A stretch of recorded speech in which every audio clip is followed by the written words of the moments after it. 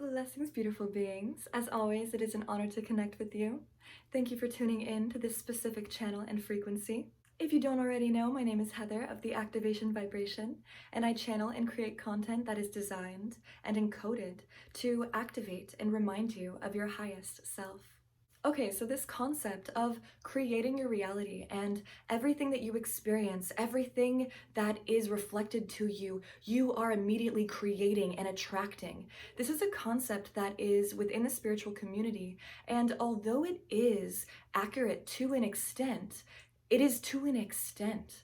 Because yes, it is that we create our reality based on the energetic frequency and the thoughts and the knowing and the affirmations and the energetic environment that we consume, that we surround ourselves with. Yes, that is true. That which we choose to emit is directly affecting what we experience. Yes. And that is our form of free will. That is our choice.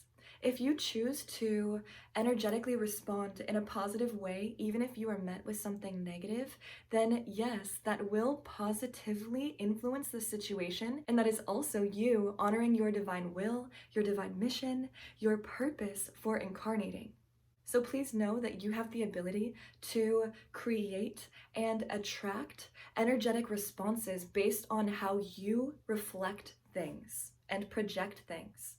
I often get really valid questions like, oh, well, what about people who are abused, or children, or innocent people who experience situations that they are not deserving of? What about those people? Did they create their reality? Did they attract their reality? And now that answer is obviously extremely complex because it's based on everyone's individual incarnation, karma, and personal mission and purpose within experience and free will. However, I'm going to make it as simple as possible. It's yes and no. Okay, so on a soul level, every being, every eternal soul, not the human self that we are currently experiencing, but every being before they incarnated into this specific form has previously chosen certain things, initiations, experiences to happen in their lives that maybe their human self, upon forgetting and incarnating onto earth, wouldn't have necessarily chosen, maybe for sure would not have chosen. And also maybe they are doing nothing to specifically attract or be deserving of that energy, and yet are to experience these things, to receive certain codes, to have certain awarenesses and strengths and healing abilities come online for them for their specific mission. Now, these things can also be a part of karma from past lives. Negative things that we experience that we aren't necessarily creating in our now environment, these things have to happen so that we can clear karma from perhaps past incarnations, or perhaps other soul contracts or agreements, or situations that again are necessary for the collective shift into a higher consciousness. So although it may not be ideal, and in some situations this may not even be fathomable still, like there's no way that someone could have done something so bad in past lives and have all this. However, it is an awareness that can set you free, and that can set all beings free. With the knowing of the truth that perhaps it is not that you are creating specific things right now. Perhaps your energetic response is accurate in your environment, and perhaps you are just clearing karma.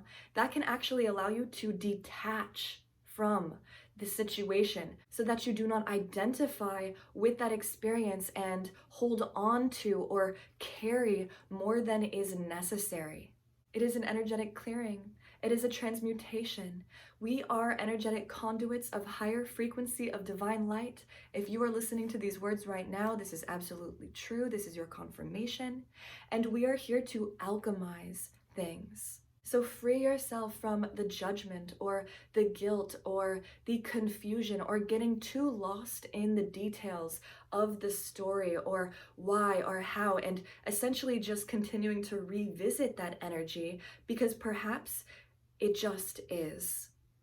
and it is purpose to focus now on the new energy and the new essence.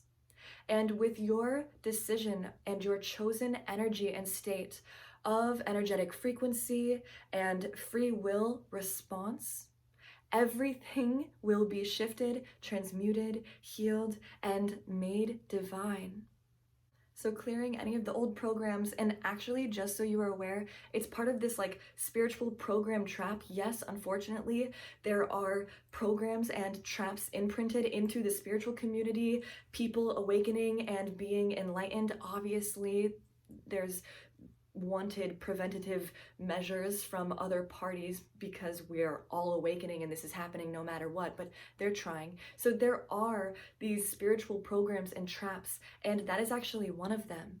Getting lost in and stuck in and thinking negatively of yourself because of certain things that you've experienced and identifying with them too much.